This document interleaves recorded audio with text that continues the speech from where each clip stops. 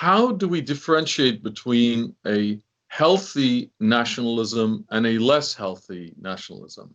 Some use the term patriotism to direct us towards a healthier nationalism. Others talk about a progressive nationalism.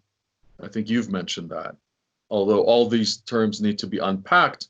So I'd love your views on that. And I know you've mentioned even the need for example, valuing achievements. But let me center it on something, which is that at the Conciliators Guild, we really emphasize that people do have very basic emotional needs, which are playing out politically. So it's not just material needs, it's emotional ones. One of them is a sense of belonging, what we referred to earlier. So if you have a shared story and you feel it's being besmirched, you might get upset. And if you don't have a shared story, then we're back into the alienation discussion we just had. What is your view on constructive nationalism? Where can we take that? And let's discuss that. Very good, thank you. There are so many things there. First of all, I would say that none of these terms has a unique single meaning. Anything with ism at the end will have been used many times, positively and negatively, often coined by their opponents rather than the people who support the view. So I don't think we go very far by debating nationalism versus patriotism versus anything else, or progressive nationalism.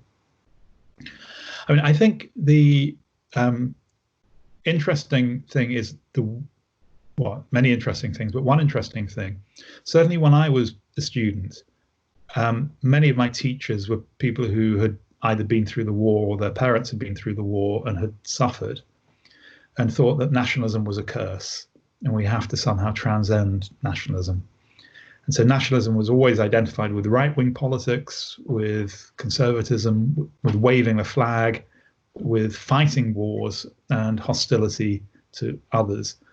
And so people from my generation, so I went to university in the 1980s, people from my generation, we're on the whole not nationalists, or we haven't been brought up as nationalists.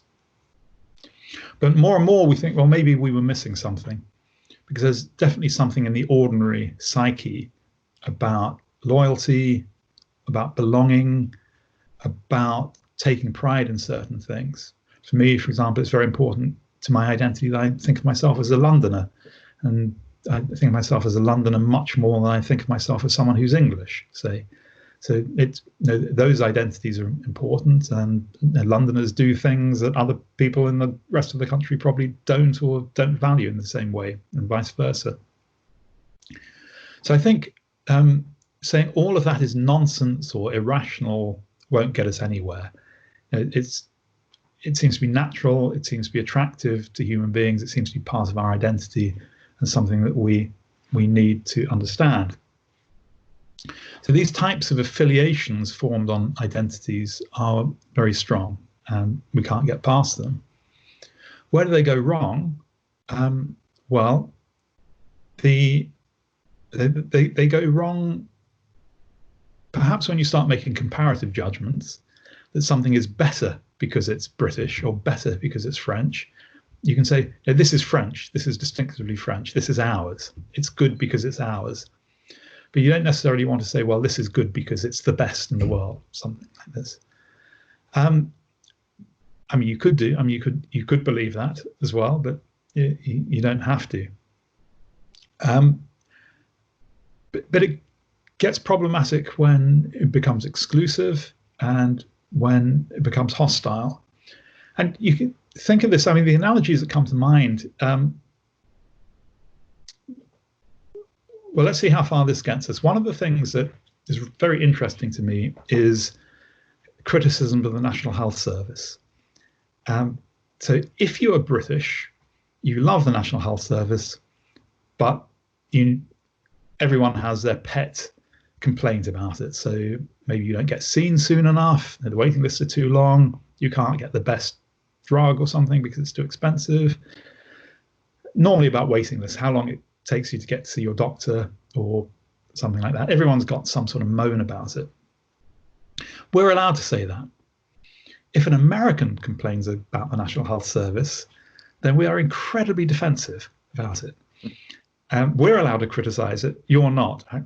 So it's like a family member. I can criticize my brother, but if you criticize him, I'm going to defend him. Right? And okay, so defending with words is one thing. Defending by hostile attacks, defending by trying to run other things down, ultimately by war. So I think it's a very delicate balance, because what we need to do is somehow value things in a non-competitive way. We've got to think, no, this is important to us. If you criticize these things that are important to us, you show insensitivity, you show a lack of respect for our identity. Doesn't mean I think they're above criticism. It's just not your place to criticize them in that way. So perhaps this helps, perhaps it doesn't help. But what I think is whether you think of your national identity as giving rise to a type of value which is higher than other values, as distinct from being one value in the world and there are other values too. So I can take pride in what's British, you can take pride in another country, someone else can take pride in another country. That's fine. We all take pride in our countries, that's what's expected. But when we start thinking, no, ours is right, you are wrong, and furthermore, we're going to try and make you do what we do, or we want to destroy what you're doing, this is obviously when we've gone far too far.